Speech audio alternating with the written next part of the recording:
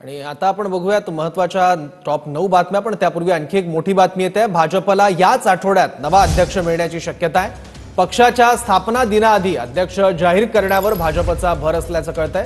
संघटनात्मक नाव नोंदणी पूर्ण झाल्यानं अध्यक्षांचं नाव जाहीर केलं जाणार आहे। अध्यक्षपदासाठी अनेक नावं चर्चेत आहेत। भूपेंद्र यादव, धर्मेंद्र प्रधान, विनोद तावडे, डी पुरंदरेश्वरी यांची नावं अध्यक्षपदासाठी आघाडीवर असल्याचं सूत्रांकडून आपल्याला समजतंय। भाजपला याच आठवड्यात नवा अध्यक्ष मिळण्याची शक्यता आहे। तर भाजपच्या अध्यक्षपदी संघाची व्यक्ती असावी अशी संघाची भूमिका, संघाच्या भूमिकेमुळेच मोदी संघ मुख्यालयात येऊन गेले अशी प्रतिक्रिया राऊतांनी दिली आहे। जनता पक्षाच्या राष्ट्रीय अध्यक्षपदासाठी सुद्धा संघाची एक भूमिका आहे असं समोर आलेलं आहे आणि त्यानुसार संघाला हवी असलेली व्यक्ती भाजपच्या अध्यक्षपदी यावी ही भूमिका संघाची मला स्पष्टपणे दिसते।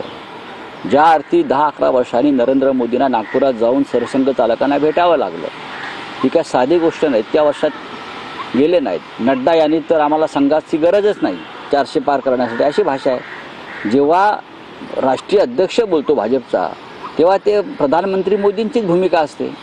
मोदी यांना संघ कार्यालयात का जावं लागलं हे स्पष्ट आहे।